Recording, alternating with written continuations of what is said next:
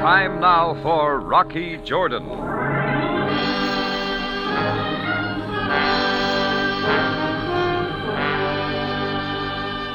Things had been dull around the Tambourine until I got that invitation to the tent of a desert sheik. And it was a great party.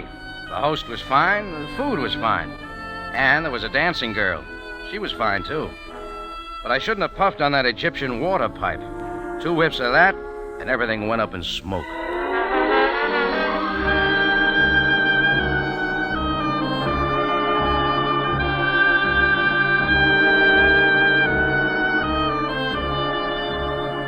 Again, we bring you a story of adventure with Rocky Jordan, proprietor of the Cafe Tambourine, which stands in a narrow street off Cairo's native quarter within sight of the Mosque Sultan Hassan. The Cafe Tambourine, crowded with forgotten men from the world's waterfronts, alive with the babble of many languages. Now, Rocky Jordan, and tonight's story, Death in the Sand.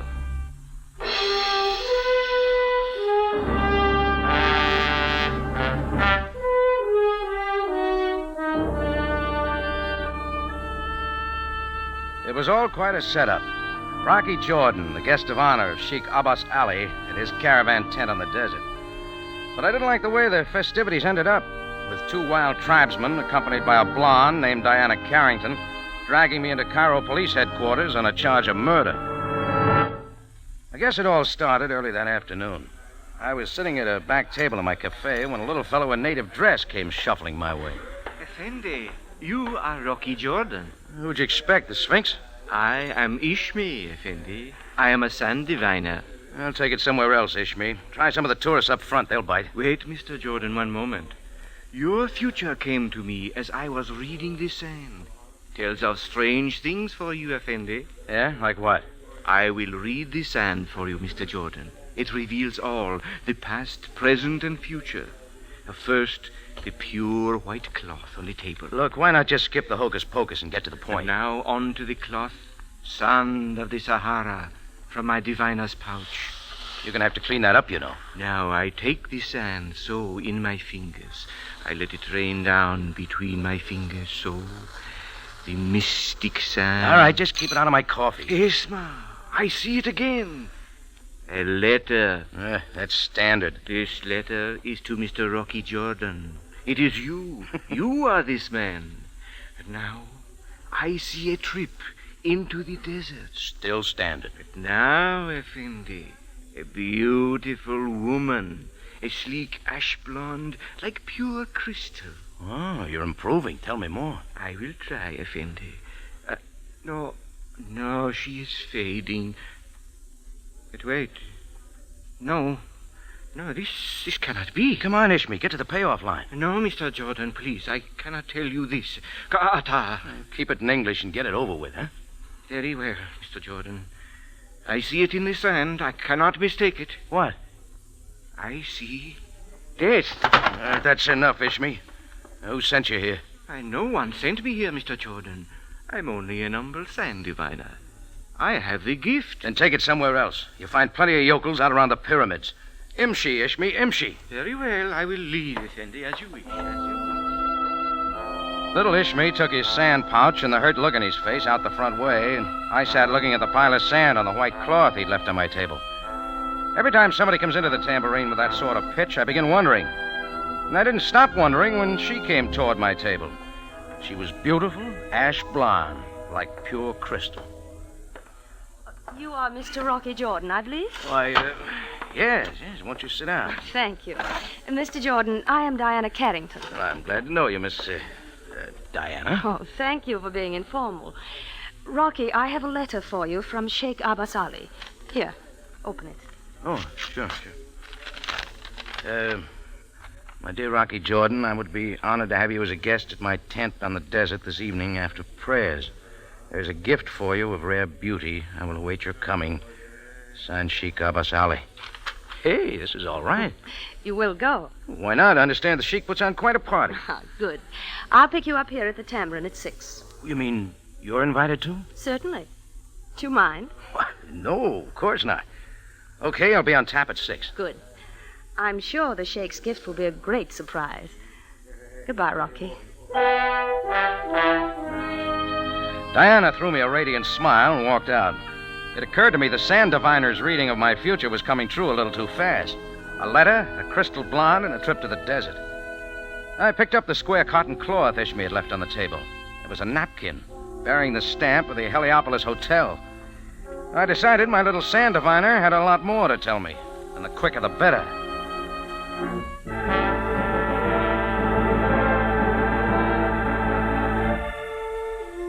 The Oasis room of the Heliopolis Hotel is fixed up like a Hollywood B-picture set. Papier-mâché palms, an oasis made of blue glass with some sand in it. I went in and sat down. Ishmi sat at a table across the room reading the sand for a couple of goggle-eyed tourists. He saw me, jumped, and looked quickly away. And my vision was suddenly blocked by a menu the size of a Sunday newspaper.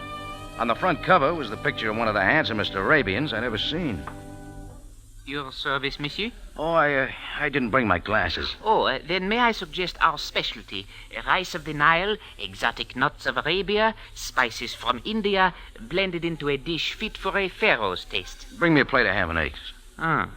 As you wish, monsieur. And send that sand diviner over to my table. I'm worried about my future. At once, monsieur. The waiter stepped over to Ishmi and whispered something in his ear, but Ishmi stayed put. I waited. I finally caught his eye and beckoned to him. Instead of coming over, he turned and disappeared down a hallway, so I got up and followed. When I reached the hall, Ishmi was gone. There were several doors, and I chose the one marked manager. Seated behind a mahogany desk was the handsome Arab whose picture I'd seen on the menu. The picture didn't do him justice. He was clean-shaven, in perfect British dress. As he stood up, he towered over me. May I help you, sir? Why, you the manager? That is correct. I am Master Symbol. Oh, I'm Rocky Jordan, Cafe Tambourine. I am delighted to meet you, Mr. Jordan. Please be seated. No, thanks. Looking for a little guy named Ishmi. Oh, our sand diviner. You will find him in the Oasis room. Not anymore. He's avoiding me like my creditors. I don't like it. That is indeed strange, Mr. Jordan. Ishmi has been in my employ for 6 years. He is my finest attraction. Well, then maybe you can explain what he was doing at my cafe this afternoon. I am sure I do not know. I didn't mind so much his scattering sand all over my place, but he predicted my future a little too accurately. Oh, that is understandable. Ishmi is the finest sand diviner in all Cairo. He has the gift. Don't tell me you think he's on the level. Most certainly. He reads the sand for me often. Ishmi has never failed to predict the future. Huh? Well, thanks. Sorry for busting in, Mr. Symbol. No offense, sir. Well, as your people say, may your mother give you many brothers. Oh, so kind of you. But one brother was plenty. Even then, she could not tell us apart. Well, I'd love to hear about it sometime. Now I will find Ishmi for you. No, thanks, friend. I wouldn't want to offend such a remarkable gift. Asa Symbol's eyes narrowed for a second, then he smiled and bowed graciously as I got out. A cover-up if I ever saw one. By now, a herd of elephants couldn't have kept me away from the sheik's tent. So I was waiting that evening when Diana drove up in her little Austin 7. We crossed the English bridge, honked a couple of dogs out of the way, and roared out past Giza. The road got rougher and rougher, and finally we made it to Sheikh Abbas Ali's encampment. 4 or 5 tents, camels, and goats tethered downwind. Sheikh Abbas Ali's tent opening must have been 6 feet high, but he had to bend down to come out. Peace be unto you. We appreciate the invitation, Abbas. Alaikum salam, Sheikh Ali. My house is your house. Come now inside. The food is prepared. I've heard your meals even top my blue plate special, Abbas. I trust you will enjoy it. Seat yourselves now. Oh, do you wish forks and spoons? We'll take it your way, Abbas. Rocky was a little surprised that you should invite a woman as your guest, Sheikh Ali. You see, Rocky, we at times yield to the customs of your people. You are very gracious. We all said Bismillah, then the sheik gave us kush-kush and watched us burn our fingers eating it. There were about 5 courses, all hot. We finished eating, and then the sheik politely suggested that Diana go to the tent of his wives. She went, and Abbas watched my reaction. There is a reason, not for the years of Miss Carrington. Oh, so that's it. Rocky, you are a non-believer, but you are my friend. That's right. I like you, Rocky, and I can speak to you. Sure, shoot. I live on the desert. I do not come often to Cairo, but now that I have come to Cairo, I can speak to you. Sure, Abbas. Friendship is a rare thing. There are passages on the matter in the Koran. Sure. Now, what's this you want to talk to me about? Rocky, you have no wife? Hey, wait a second. I do not suggest that you have 2 or 3 wives, such as I. But one moment, Rocky. Now you will see something, Rocky. Hey. She is beautiful, no? She is. She dances with the grace of a palm frond. Rocky, she is my gift to you. She will be your wife. Oh, now, wait, Abbas. Nothing doing. You're very thoughtful, but I'm just not interested. Oh, let us not argue. We are good friends. We will smoke the water pipe and then discuss it further. She was light brown, the color of the Cafe con leche the Spaniards drink in Morocco. She had on the veil over her face, of course, and a little bit more. We smoked the water pipe as she danced. We sucked the smoke up through the long tube from the water in the glass bowl of the water pipe. The sucking made the water waver. I could see the girl reflected in the water in the glass bowl of the water pipe. She seemed to waver, like a reflection when a stone is dropped into a pool. She tilted and wavered, expanded, contracted. I looked up. I wasn't looking into the bowl, but she was still wavering, like water. The music was a long way off. Water seemed to be getting in between us and filling the tent, the whole tent. Then I knew why. The water pipe. I'd been drugged. And as I drifted off into dreamland, I remembered what Ishmael had read in the sand. Death. And I wondered if I was the victim.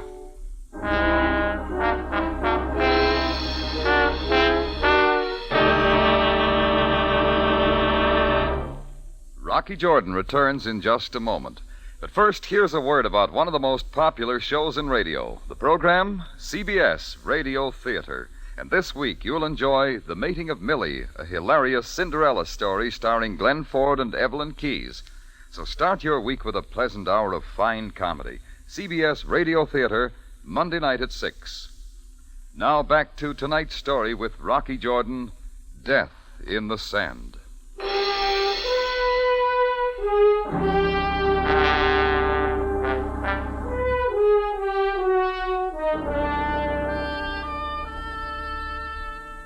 As I said, Ishmi, the sand diviner's predictions about my future were coming true a little too fast, including a beautiful blonde, a letter, and a trip to the desert. I checked on Ishmi with his employer, Asa Symbol, at the Heliopolis Hotel, but didn't get any satisfaction. That evening, the blonde named Diana Carrington and I went to the desert tent of Sheikh Abbas Ali. I smoked a water pipe and curtains. I don't know how long I was out, maybe half an hour. Then my senses slowly returned. Through the haze, and then more clearly, I saw Sheikh Abbas Ali still seated across from me, the water pipe still in his mouth. The music had stopped, and the dancing girl was gone. Sheikh Abbas didn't move. His chin rested on his beard. I spoke. He didn't answer. I got to my feet and moved over to him. I reached out and touched him. Then stiffly, grotesquely, he toppled over. I bent over him, and a sickening smell like ether almost sent me spiraling off again. I heard the rustle of the tent flap and turned. It was Diana. Rocky, I think it's about time we told Sheikh Ali... Why, what's the matter? Sheikh Ali... Better not touch him, Diana. He's dead. Dead? Rocky, what did you do to him? Why did you do it, Rocky? I was drugged, that water pipe. You were here with him every minute. You killed him. Why should I kill him? Somebody must have drugged us both. Samak! Diana, what are you doing? You get those wild tribesmen in here. Samak, hurry! I want Miss Diana. Both of you, look at your chief. Sheikh Abbas Ali is dead. Who do this? Rocky Jordan was here. You! Let go of me. Stop. Diana, what the hell are you Hold me doing? here. Call off those two dervishes, will you? Get some sense into your head, Diana. Now, Rocky, we'll see what the Cairo police think of murder. Samak, Abdul, bring him along. The two wild tribesmen took me, one on each arm, to Diana's tiny Austin 7. We all piled inside somehow. Diana drove, and we roared into Cairo. At least it gave me time to get my head clear and have a look at things. I tried to figure Diana and Sheikh Abbas Ali. The tribesmen from the Sheikh's caravan obeyed her every command. The car screeched to a stop in front of police headquarters. The two hefty camel boys dragged me in right through to Sam Sabaaya's office. Sabaya, you must... Diana didn't wait for questions. And Sheikh Abbas Ali lay on the carpet dead, and Rocky standing over him. Jordan, kill him. I'll do the talking, Samak. Kill him with water pipe. Don't be stupid. What would I have against Abbas Ali? You were there all the time. Yes. I told you I was drugged. Please not calm yourself. All of you. Captain Sabaaya, how can we Miss become... Carrington. Now, Jordan, you have heard the accusations. I suggest now that we hear your version of this affair. Well, it's about time. Go on, Jordan. Diana brought me an invitation from Sheikh Abbas Ali this afternoon. The Sheikh and I were friends, so I accepted. Diana drove me out to his encampment herself. He said he wanted to talk to me alone, so he sent her to the tent of his wives. Then a girl danced for us. We smoked a water pipe, and I passed out. When I came to, Abbas was dead. That's all I know. Miss Carrington, who saw Jordan commit this murder? Why, well, no one actually saw him, Captain Sabaaya, but Rocky was there. I was drugged, Sam. How could I have done it? Was Sheikh Ali also drugged? I don't know. These overgrown sand fleas didn't give me a chance to find out. Then there is little more to be learned until the body is examined, and that we shall do at once. But Captain Sabaaya, do you think that will be possible? The Sheikh's wives may already have buried him. I have considered that possibility, so I must leave for the encampment immediately. Well, what about me, Sam? Jordan, it stands to reason that you would not have killed the Sheikh and then drugged yourself. So until your accusers find greater proof, I will release you. You're letting him go, Captain Sabaaya? Yeah. These two wolves in Sheikh's clothing waiting to tear me to pieces? I would advise them to leave you completely alone, Jordan. Miss Carrington, I will talk to you again. Where do you live? 305 Shariadanya. I must ask you to stay there. And Jordan... Sure, Sam. Good.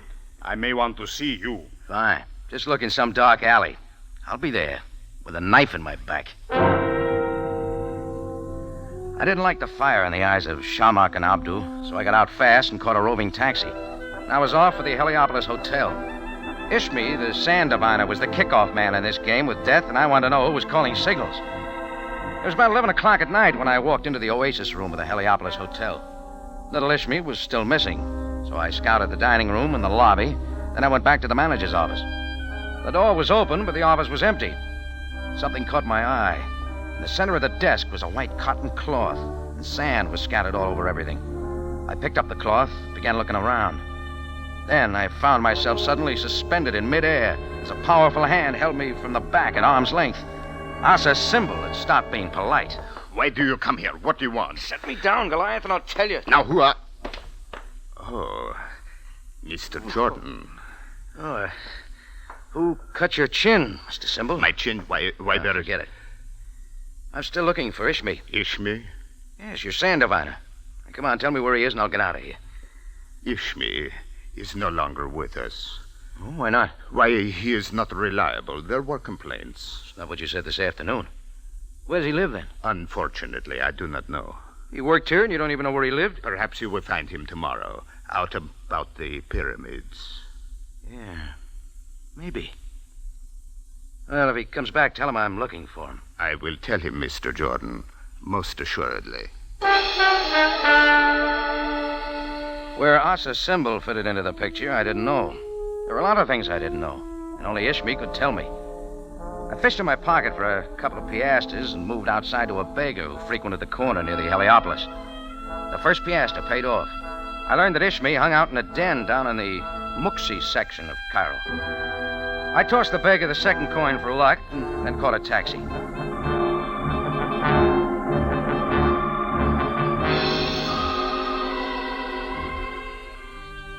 Compared to Ishmi's hangout, my Cafe Tambourine is as sedate as the tea room of the YWCA. Ishmi was there. Mr. Jordan. Sit right where you are, Ishmi, and get out the sandbag. I am in no mood to read this sand. For 6 years, I have faithfully served as a symbol.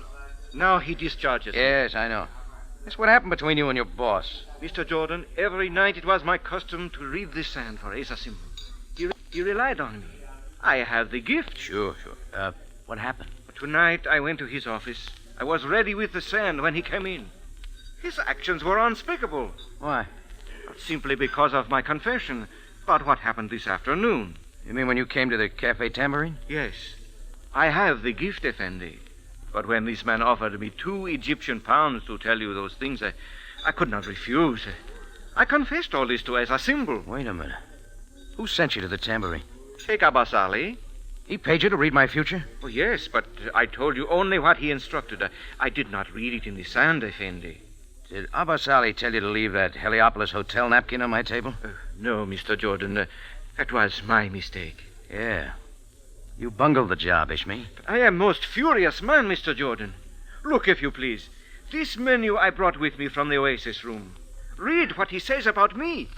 The Heliopolis proudly presents Cairo's foremost occult specialist, Ishmi, the sand diviner, with the personal endorsement and affection of Asa Symbol. You see?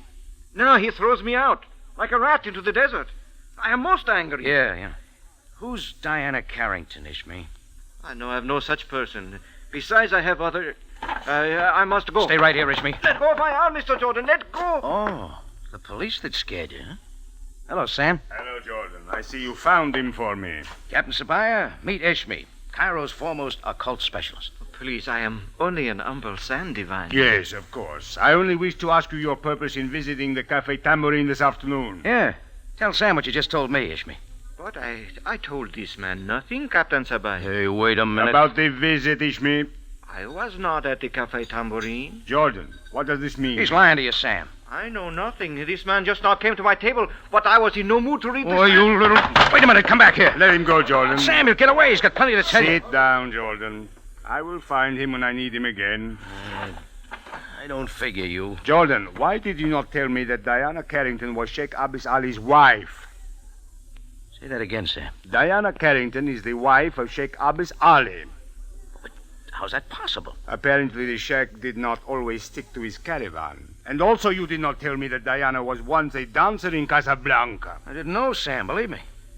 Listen, did you check Sheikh Ali's body? It is gone. There is no trace of it or his caravan, and I do not fancy digging up the entire Sahara Desert to find him. But it doesn't... Wait a minute. Hold everything, Sam. Supposing that wasn't Sheikh Abbas at all. Just a dummy. Jordan, I have talked with both tribesmen who brought you in. They say it was the Sheikh. Well, don't believe them. And at the moment, I am not inclined to believe anyone. You going someplace, Sam? Yes, it is very late. I would advise you to get some sleep, Jordan. Why? For you, tomorrow may be a very busy day.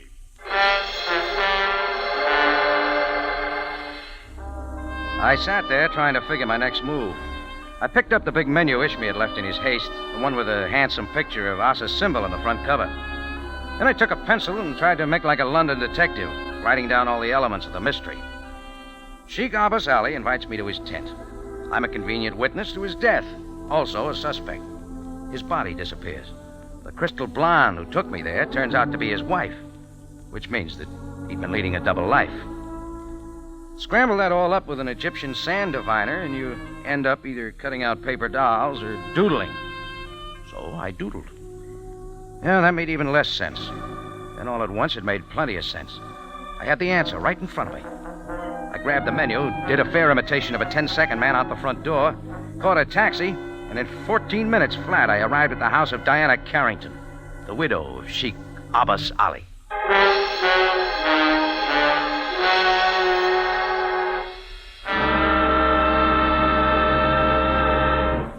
Rocky Jordan continues after this brief announcement.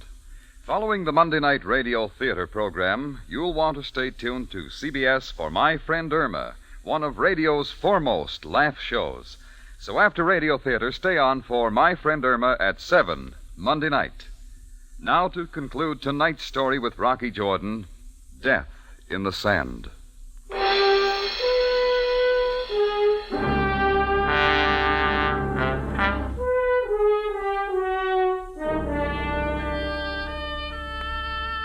Diana had given Sam Sabaaya her address at headquarters, and I remembered it. 305 Danya, in the foreign colony. Well, quite a layout for the wife of devout wanderer of the desert. By rights, I should have gone right to Captain Sabaaya of the Cairo police, but this was too good. I wanted to see Diana. Why, Rocky. Hello, Mrs. Abbas Ali. All right. You know. You killed my husband. Let's talk about it. No, Rocky, not here. Sure. Well, maybe you'd like to call your two sand fleas in again. They're gone. What are you doing here? Looking for your husband. He's dead and buried, thanks to you. It's a fine act, Diana. Now go into your dance for me, minus the veil and the grease paint. Why, That was a great show, Diana. Very well, I admit it. Abbas Ali had a sense of the dramatic, I suppose. It was I who danced in native costume in his tent. He told me to. Keep going. That's all. I returned to the tent, and he was dead. You had killed him. Now listen to my story, Diana. And stop me if I'm wrong. Better get out of here, Rocky. How till I show you this menu with a picture of Asa symbol. Does it look familiar? Why, I'm quite a doodler, Diana. I drew a beard on him. All right, have a look. It's not George Bernard Shaw. What's all this nonsense? With a beard, Asa's symbol is a perfect double for Sheikh Abbas Ali. All right, what about it? Asa's symbol told me he had a twin brother. Was it Sheikh Abbas Ali? Why, what difference does it make? I thought so. While Asa's symbol became wealthy here in Cairo, Abbas Ali lived out in the desert with his caravan. He chose that life. But Abbas Ali started slipping when he met you. After he married you, you had to find a way to support you. He loved me. Sure. So you both dreamed up the whole idea. I was to witness the death of Abbas Ali, then he'd disappear. Only it wasn't Abbas Ali. But you saw him. And I might have been fooled. I should have known when I bent over him and smelled the ether. The ether from the spirit gum that held on his false beard.